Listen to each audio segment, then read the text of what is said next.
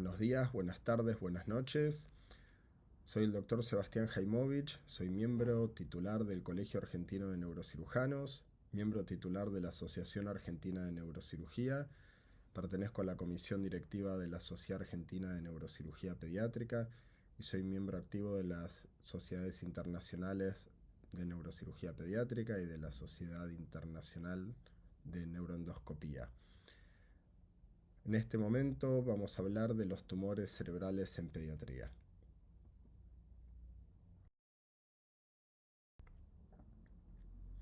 No tengo ningún conflicto de interés en relación a esta charla. Mis lugares de trabajo son el Hospital de Pediatría Garraham, el Sanatorio y Centro Neurológico y Neuroquirúrgico Fleni y el Sanatorio Instituto de Neurología y Neurocirugía Sanatorio de los Arcos.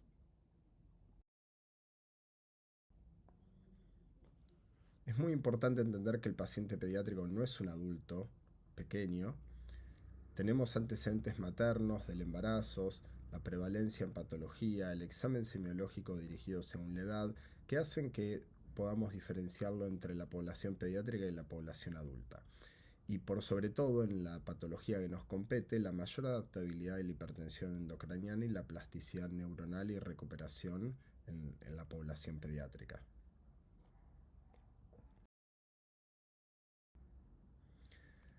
Tenemos que dividir al paciente pediátrico en dos grandes grupos, el neonato y lactante por un lado y el paciente pediátrico e infante y pediátrico joven por el otro. Dentro de la evaluación del neonato y lactante tenemos que tener en cuenta la anamnesis, la inspección general, la forma y tamaño de la cabeza, la medición del perímetro cefálico y fontanela anterior y eventualmente posterior, las pautas madurativas y neurodesarrollo y finalmente el examen neurológico completo.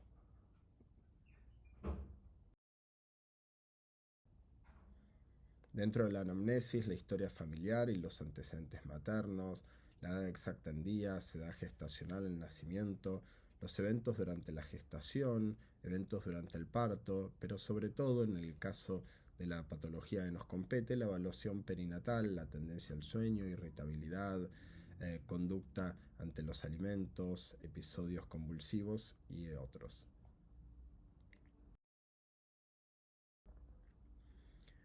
Dentro de la inspección general de este grupo, neonatos y lactantes, poder determinar el dismorfismo craneofacial en el caso de existir, examinar completamente la línea media, esto es fundamental, evaluarla desde el nasion hasta el coxis, buscando distintos estigmas cutáneos como ser hemangiomas, tumoraciones, orificios, trayectos. Poder examinar la piel y extremidades buscando manchas café con leche, nódulos, pecas, hemangiomas cutáneos, y manos dismórficas nos van a ayudar en este diagnóstico.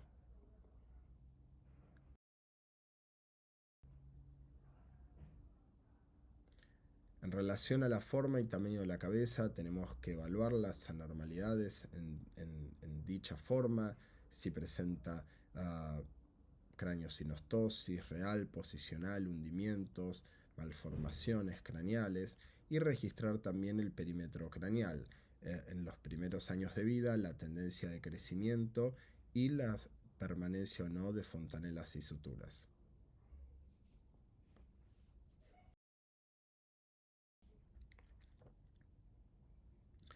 Dentro de las pautas madurativas y de neurodesarrollo del paciente neonato y lactante, tenemos que tener en cuenta que esta es una etapa muy activa en cuanto a la adquisición de pautas neuromadurativas, neurocognitivas, como podemos ver en el gráfico, de acuerdo a los distintos meses y ya luego del año, año y medio, cada año, cómo el paciente va adquiriendo sus pautas en relación al lenguaje, a la motricidad gruesa, a la motricidad fina y al componente social. Es importante tener en cuenta que en este caso siempre tiene que haber una adquisición y una progresión en las mismas y nunca un estancamiento ni una pérdida. Y tenemos que tener en consideración que el neurodesarrollo fuertemente se produce por lo menos hasta los 4 años de vida.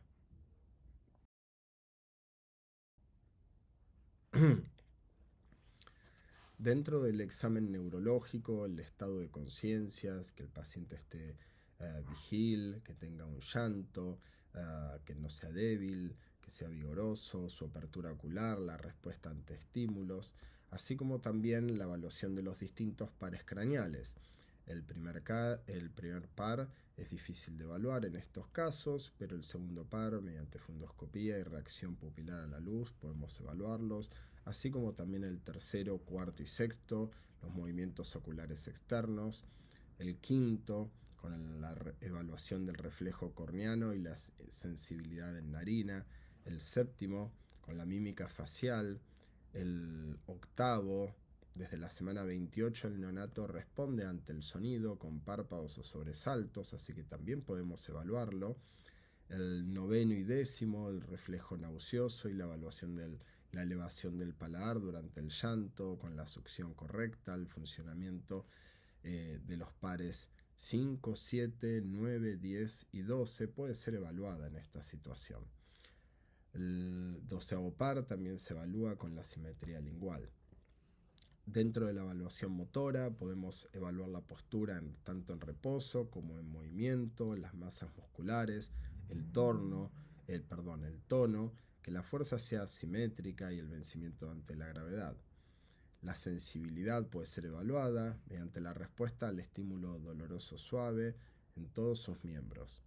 También podemos evaluar los reflejos osteotendinosos, como ser el rotuliano, el tricipital, evaluar que no haya hiperreflexias.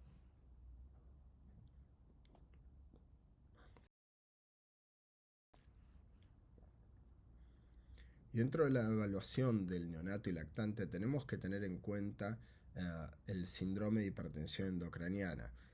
Esta condición va a ser muy diferente en los pacientes lactantes y neonatos y en los pacientes pediátricos, infantes y pediátricos jóvenes. En este caso podemos evaluar o apreciar una falta de apetito, se pueden presentar vómitos, alteraciones del sensorio, los ojos en sol naciente, el síndrome de Parinot, como podemos ver en la imagen arriba a la derecha, las fontanelas tensa y prominente, también podemos verlas en las imágenes comparando una fontanela excavada normal a una fontanela tensa a la derecha. El aumento del perímetro craneal, la macrocefalia con la dilatación de venas del cuero cabelludo va a ser evidente en estas situaciones. Por eso la importancia en la medición del perímetro craneal en estas tempranas edades. La bradicardia, la hipertensión arterial, la triada de Cushing también puede ser evaluada en estos casos, y en casos más avanzados el edema de papila, aunque tenemos que tener en cuenta que como la tolerancia a la hipertensión endocraniana es en este grupo etario por el cráneo no rígido, el cráneo abierto por las suturas y fontanelas, va a realizar que tengamos más difícilmente un edema de papila en este grupo etario. Esta tolerancia se da mucho mayor que en infantes o pediátricos jóvenes y adolescentes, al igual que en adultos, por eso el diagnóstico es más tardío.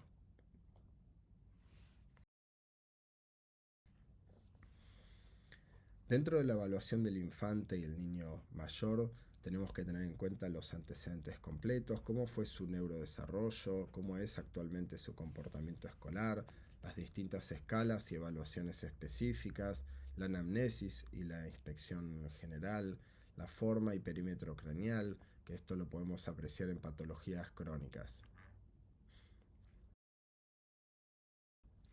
Dentro del examen neurológico vamos a poder evaluar el conjunto de los pares craneales, casi en su totalidad como en el adulto, la evaluación motora, si hay déficit. Tenemos que tener en cuenta que estos suelen ser enmascarados y compensados por el paciente pediátrico y difícilmente sean referidos.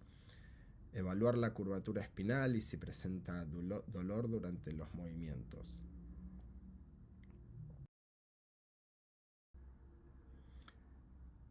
Estos niños pueden presentar síndromes de hipertensión endocraniana crónica. Como mencionamos previamente, la consecuencia de la hipertensión endocraniana en el lactante o niño menor puede perpetuarse en el tiempo generando esta cronicidad.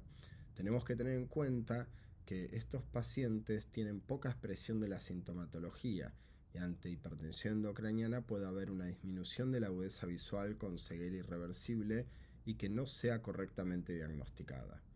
Las alteraciones neurológicas y el deterioro neurocognitivo en esta situación tienden a ser muy lentamente evolutiva y de difícil diagnóstico.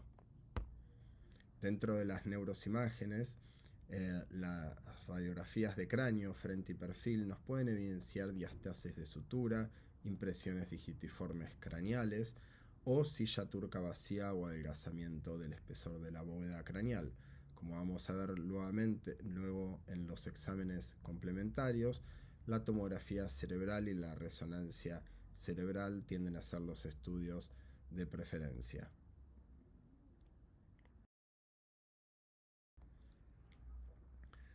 Dentro de la clínica, los signos y síntomas en esta etapa tienden a dividirse en si la presentación es aguda o crónica.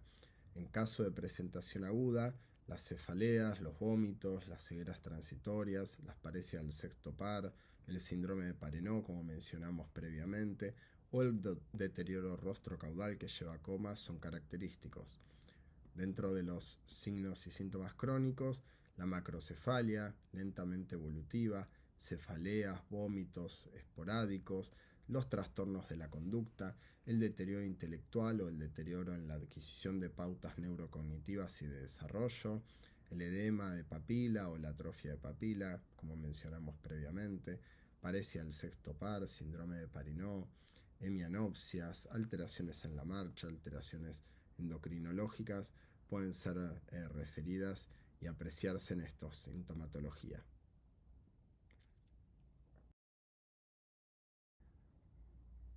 Dentro de las manifestaciones clínicas en los tumores cerebrales tenemos que tener en consideración el modo de presentación, el deterioro de las funciones mentales en general, las cefaleas, las convulsiones, los distintos signos y síntomas de la hipertensión endocranial, pero por sobre todo los síndromes específicos relacionados al tipo de patología y a la localización.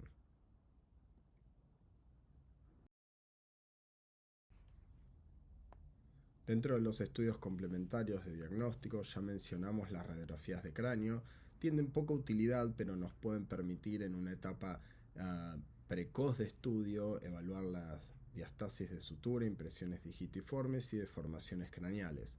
En los pacientes de menos de un año, año y medio que todavía tengan la fontanela anterior permeable, la ecografía transfontanelar cerebral va a ser de gran ayuda, ya que es un estudio no invasivo, rápido de hacer, pero tenemos que tener en cuenta que es operador dependiente. La tomografía cerebral, sin o con contraste, nos va a permitir ver distintas lesiones focales, intra o extraxiales, así como también la hidrocefalia aguda o crónica en casos de estar presente. Y por último, el estudio diagnóstico superior, el gold standard, es la resonancia de cerebro cínico-gadolinio, que nos va a permitir ver todos los detalles anatómicos y la interpretación de los mismos y de la patología en estudio. Tenemos que tener en cuenta, y lo menciono como de fundamental importancia, que está contraindicada realizar una punción lumbar en un paciente que presenta una sospecha de hipertensión endocraniana no estudiada previamente.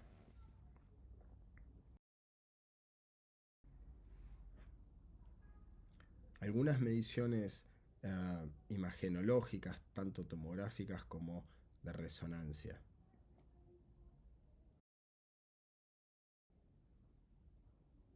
La permeabilidad de las cisternas basales, las cisternas silvianas, los surcos, cisuras y ventrículos son fundamentales para evaluar los pacientes.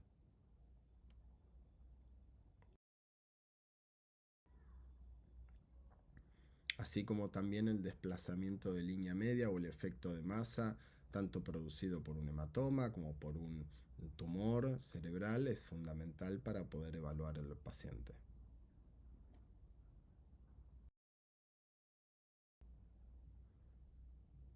De igual forma, como vemos en estas imágenes, las lesiones intraparenquimatosas, en este caso los hematomas, y el efecto de masa que estos conllevan.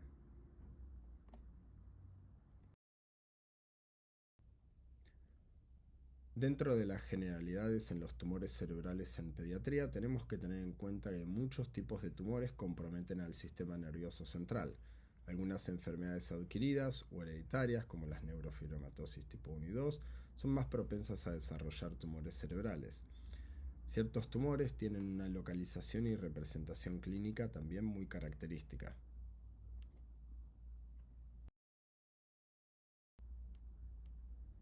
El grado de agresividad va a variar en cuanto a la histopatología tumoral. Tenemos que tener en cuenta que en el paciente pediátrico las repercusiones sistémicas o los síndromes paraneoplásicos son menos frecuentes, pero ante la presencia tenemos que poder diagnosticar o evaluar la posibilidad de un tumor oculto a nivel del sistema nervioso central. Y en los niños es más común el tumor primario del sistema nervioso central, siendo la leucemia la única patología oncológica que lo supera. O sea, tumor del sistema nervioso central es el tumor sólido más frecuente en el paciente pediátrico.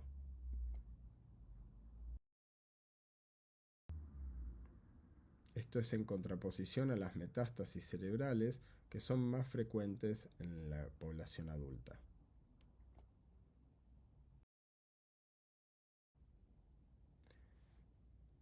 Actualmente usamos la clasificación de la Organización Mundial para la Salud del 2021 con su nueva clasificación en tumores del sistema nervioso central.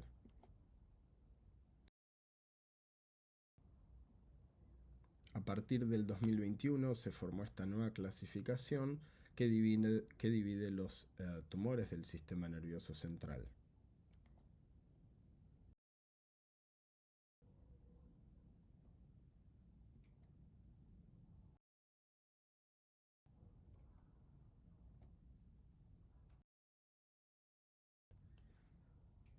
Pero el hecho más importante de la misma es su nueva nomenclatura.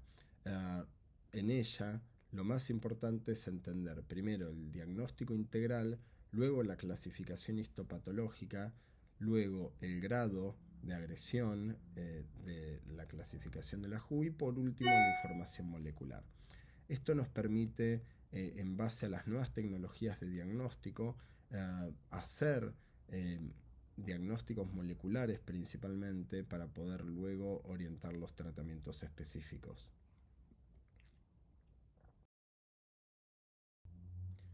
Los tumores cerebrales en pediatría son un grupo heterogéneo de lesiones con gran variedad de tipos histológicos. Como mencionamos, es la segunda causa de muerte en niños menores de 15 años luego de la leucemia. La incidencia anual de tumores del sistema nervioso central en pediatría es de 2 a 5 por cada 100.000 niños, siendo principalmente los tumores primarios del sistema nervioso central. Se pueden clasificar de muchas formas. Una de las más utilizadas es por su ubicación, teniendo en consideración los tumores de la fosa posterior arriba del 50%, los tumores hemisféricos o supratentoriales, los tumores de la vía óptica y región hipotálamo-hipofisaria, los tumores de tronco cerebral, los tumores de la región pineal, los de la localización intraventricular y los de la localización medular y de columna vertebral. Y la clínica de cada uno de ellos va a estar dado de acuerdo a la edad, la localización y la presencia o no de hipertensión endocraniana.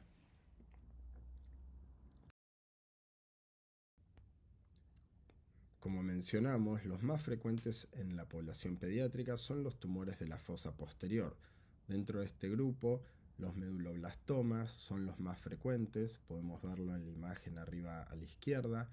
Los segundo en frecuencia son los ostrocitomas, podemos verlo en la imagen arriba a la derecha, en la C. Y en tercero en frecuencia, aunque no menor, los ependimomas en la imagen central B. Dentro de la clínica tenemos que tener en cuenta que el lactante se caracteriza por macrocefalia progresiva, fontanela tensa, diástasis de sutura, irritabilidad o llanto inconsolable, y a veces suele acompañarse con retraso en pautas madurativas. La clínica en estos casos, en todos los grupos etarios, es lenta y progresiva, puede presentar cefaleas, náuseas, vómitos, en estos casos tanto por la hipertensión endocraniana como por invasión del piso del cuarto ventrículo, generando una irritación en el mismo. En lactante mencionamos que la clínica de hiloderocefalia puede ser evolutiva, puede presentar tortícolis o nucalgia por hernia amigdalina, alteración en los pares craneales, en las vías largas y nistagmos por efecto infiltrativo y compresivo sobre el cerebelo y el tronco encefálico. Las lesiones hemisféricas, a nivel de la fosa posterior, van a causar un síndrome cerebeloso dinámico con dismetrías, ataxias y temblores. Si la lesión está localizada en el vermis, va a presentar un síndrome cerebeloso postural con aumento en la base de sustentación y ataxia de tronco. Si no hay un diagnóstico precoz, lo más frecuente es encontrar un gran tumor, y esto es la característica, con bloqueo en la normal circulación del líquido cefalorraquídeo, generando hidrocefalia, sumado a su cuadro.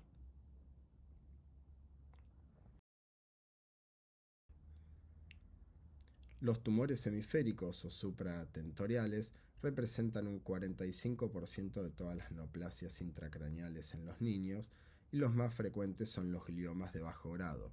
20% de ellos son malignos.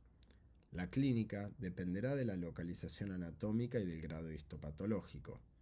La hipertensión endocraniana se dará por la cronicidad por falta del cierre de las suturas y generará en la mayoría de las situaciones edema de papila en las situaciones crónicas. La sintomatología neurológica focal va a estar caracterizada de acuerdo a la localización tumoral. Es frecuente las convulsiones, también dependiendo de la localización tumoral, pudiendo ser motoras, focales, parciales y o generalizadas. Los trastornos neurocognitivos, cambios de personalidad, bajo rendimiento escolar o alteraciones en la adquisición de pautas neuromadurativas. En caso de hemisferio dominante, frontal basal, puede haber afasias o apraxias de expresión o incluso de comprensión. A esto se puede sumar la obstrucción de la circulación del líquido cefalorraquídeo, generando hidrocefalia y la concomitante sintomatología asociada.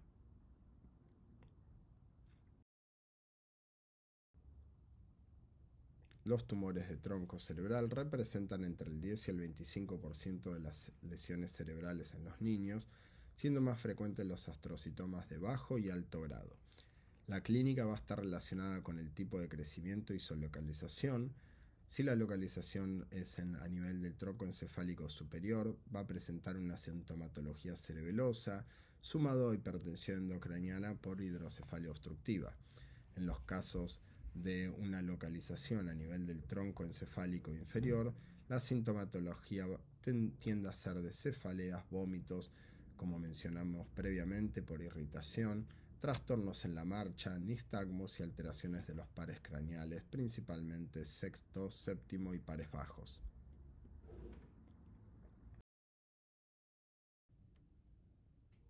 Los tumores de la vía óptica y los tumores hipotálamo-quiasmáticos tienden a ser astrocitomas de bajo grado y representan el 5% de los tumores cerebrales en los niños.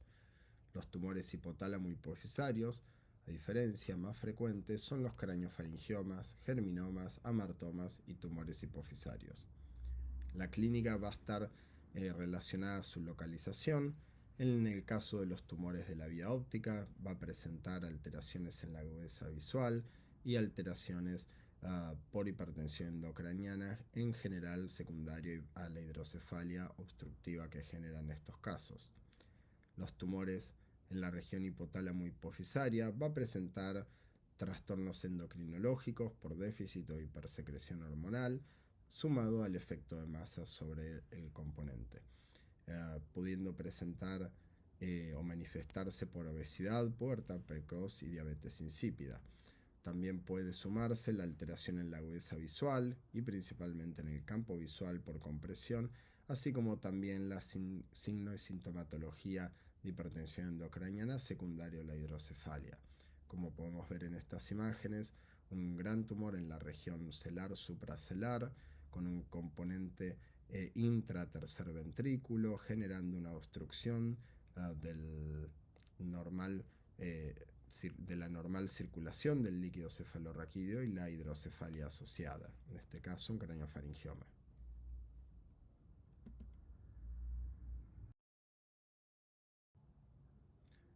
Una mención especial en esta localización la requieren los tumores germinales, pudiendo ser unifocales o bifocales a nivel celar, supracelar y pineal. La clínica es más frecuente en los pacientes masculinos, generando hidrocefalia, trastornos endocrinológicos y oculares. La exploración o biopsia endoscópica son opciones, con o sin tratamiento de la hidrocefalia. En estos casos es fundamental hacer el diagnóstico anatomopatológico, ya que la resección, tanto parcial como total, de estos tumores no es necesaria, siendo el tratamiento principal la quimioterapia y la radioterapia. El pronóstico en estos casos es peor cuando los tumores son unifocales.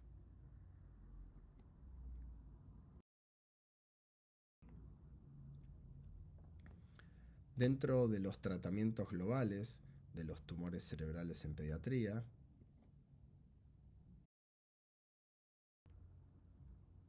es fundamental contar con un equipo interdisciplinario, ya que el tratamiento tiene que ser integral, neurooncológico y dirigido a cada paciente.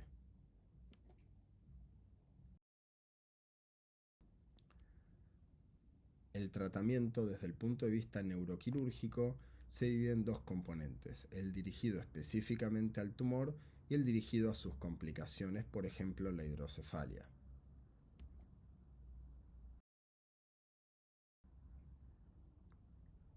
La hidrocefalia es lo que va a descompensar al paciente y lo que genera una urgencia.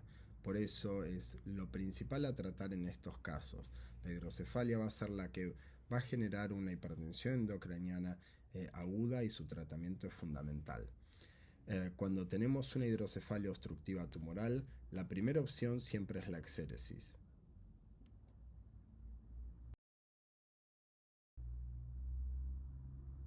Como en este caso, un tumor celar supracelar, estamos apreciando un craniofaringioma por anatomía patológica en las imágenes de la izquierda preoperatoria. A la derecha, luego de la exéresis tumoral, podemos ver la resolución de la hidrocefalia.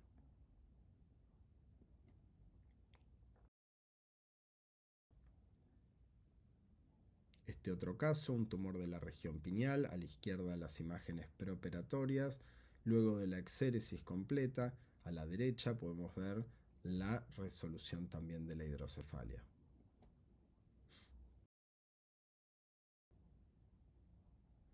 Dentro de los tumores más frecuentes mencionamos los tumores de la fosa posterior, también a la izquierda, las imágenes preoperatorias con un voluminoso tumor en la fosa posterior y una hidrocefalia concomitante, y a la derecha podemos ver las imágenes posoperatorias con la exéresis total de la lesión tumoral y la resolución espontánea de la hidrocefalia sin ningún tratamiento añadido.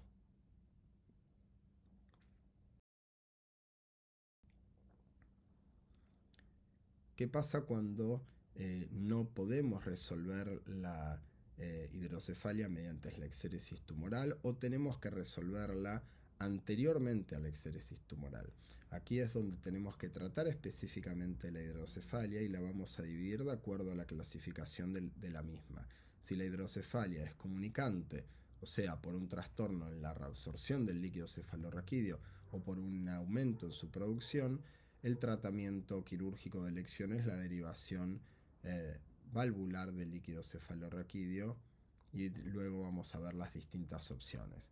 En el caso de que la hidrocefalia sea no comunicante, o sea, una obstrucción en la normal circulación del líquido cefalorraquídeo, cuando la indicación está dada, la tercer ventriculostomía endoscópica es el tratamiento quirúrgico de elección.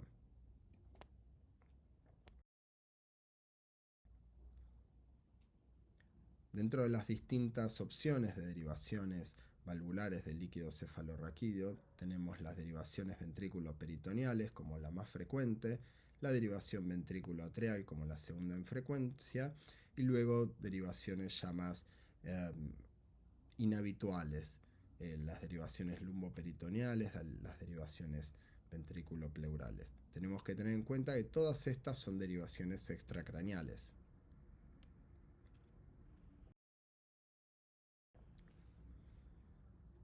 Y dentro del tratamiento de las hidrocefalias no comunicantes, la tercer ventriculostomía es la opción indicada. Esto nos va a permitir, incluso en algunos casos, realizar fenestraciones de membranas tumorales o intraventriculares, así como también realizar biopsias o incluso resecciones tumorales intraventriculares.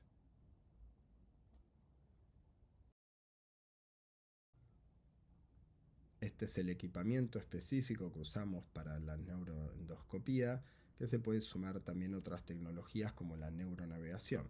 Como pueden observar, estos son pequeños canales de trabajo muy finitos que permiten tener, mediante una cámara instrumental endoscópico específico, realizar todos los procedimientos cerebrales mínimamente invasivos mediante una pequeña incisión de unos 3 centímetros en la piel, un pequeño orificio de trépano de 1 centímetro, centímetro y medio en el cráneo, una mínima apertura dural y una mínima disección cortical y lesión cortical, desplazando las fibras para poder llegar a la lesión y hacer un procedimiento quirúrgico mínimamente invasivo.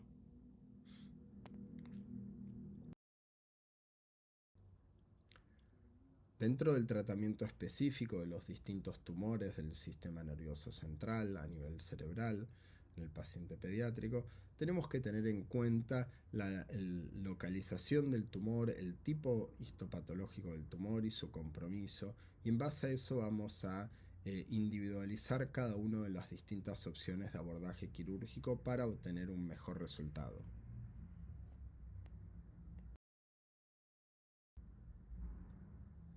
En el caso específico de los tumores de fosa posterior, los abordajes más frecuentes son los medial suboccipital, el lateral suboccipital, el retrosigmoideo, el presigmoideo, los farlateral, el subtemporal transtentorial, el suboccipital transtentorial y el supracerebeloso infratentorial, siendo el más frecuente de todos estos, obviamente de acuerdo a la patología, el medial suboccipital en el caso de la población pediátrica.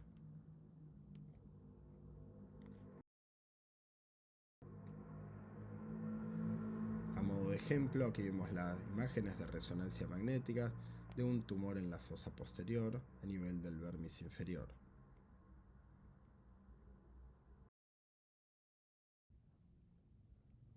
En estas imágenes podemos observar el abordaje medial suboccipital, en la imagen de la izquierda la incisión en piel, la disección de todos los músculos nucales suboccipitales, la exposición de la escama del occipital, la laminectomía realizada del arco posterior de C1, a la derecha la plaqueta removida y podemos observar la dura madre ya expuesta.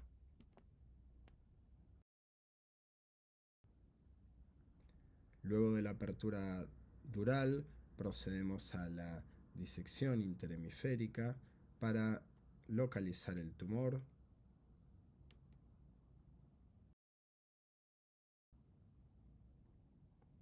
Empezar a rodearlo, a disecarlo del parénquima normal, identificando todas las estructuras normales y preservándolas.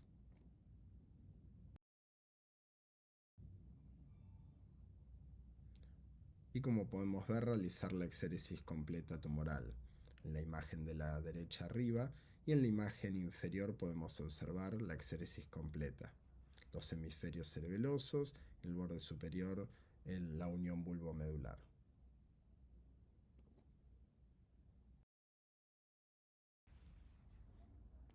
Con esto damos finalizada nuestra charla de tumores cerebrales en pediatría. Para cualquier duda me pueden enviar un mail. Muchas gracias.